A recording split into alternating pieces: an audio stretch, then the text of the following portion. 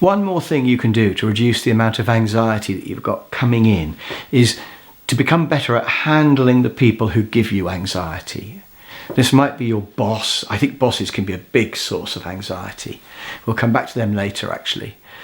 And it might be customers, clients, it might be your relatives at home, it might be your family, it might be toxic people who you deal with. And so how do we get better at that? And the first thing is communicate. Just be more honest with people.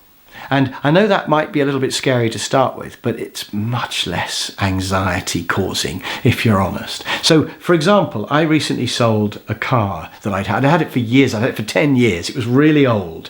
And I was selling it for quite a low amount of money. And we'd had the occasional problem with it, which was why I wanted to sell it, really. And I was anxious that it would break down as soon as the guy bought it and drove it home.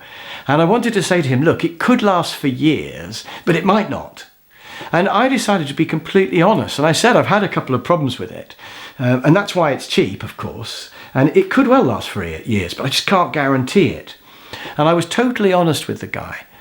And actually, what happened was that it did break down. He bought it, he drove it away, and then the phone went about 10 minutes later, Chris, you won't believe. And I was going, oh, I can't believe it. And honestly, it hadn't done anything bad for me for several months, but he obviously put his foot right down or something.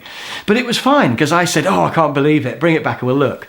And we got that part repaired, and it cost a little bit of money, which I paid for. But then he drove it away perfectly happily, and I haven't heard from him for a few months now, so I think I'm in the clear. But I'm really glad I was honest, because if I'd told him it was brilliant, I'd have been really worrying about that. And then when he'd come back to me with the problem, it would have just been horrible. So I think the first thing is just to be as honest as you can, and that gets rid of a lot of anxiety. And part of honesty, I think, is just checking it's not a misunderstanding. Because it could be that, you think your boss is not happy with you and actually they are. Or you think your boss is really unhappy and they're only a little bit unhappy with you. I mean, who knows? So rather than guessing, ask them. And there's a format that I use all the time for all this sort of stuff. And apologies if you've watched one of my other courses. I'm always going on about my 4-step process. But the best way to check what somebody else thinks is to use the 4-step process, which is where you go, I totally understand your point of view. This is how I feel, and this is what I would like to do. Is that okay? So you could say to your boss, look, I know you haven't had much chance to talk to me recently, you've been busy, but I'm just worrying slightly about whether you're happy with how I'm doing on this job. And I just think it'd be great if we could have a meeting maybe every couple of weeks just to catch up and I can get some feedback. Would that be okay? What do you think? So all you do is you decide what you want to happen instead, and then you ask for that. So that's the 4-step process as used with your boss. But you could use that for anybody. It could be with a client, could be with colleagues, anybody. So be really, really honest with the other person. And if you're not happy, tell them this is what I would like. And there's another format I also rather like, which is I notice, I interpret, am I right? So let's suppose, for example, that every time that you go to see your boss, that when you're talking to them, they keep looking at their phone or they keep looking out the window or something like that. You could say to them, I notice that when I come to these meetings, you seem to be quite distracted with your phone and things. And I interpret that to mean that I go on a bit too much and I'm going into too much detail, stuff you don't need to know. Am I right? And they may go, oh, no, sorry, no, my dog's ill. I had to just check to see how the dog was doing at the vet. Or they may go, well, yeah, you're right, actually. You do go into too much detail.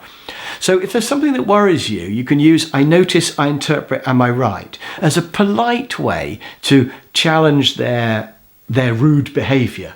Or, if somebody keeps coming late to your meeting, you can say, look, I notice that you usually turn up late to the meeting, and I interpret that to mean that you don't really care about my meeting, or you think it's not important. Am I right? And they'll either say, yes, I don't care about your meeting, or they'll go, oh, sorry, yeah, sorry, no, I do. But at least you know where you stand then. So clearing the air, finding out what they really think is just a great way to get rid of all your worries, which are quite possibly unfounded.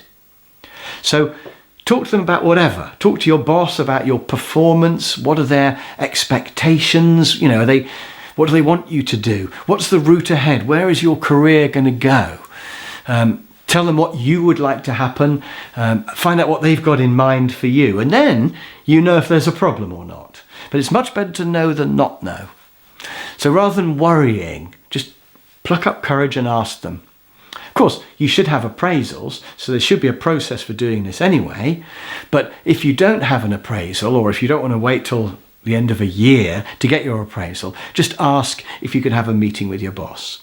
So that's the first part of reducing anxiety when you're dealing with people, is just to be totally honest.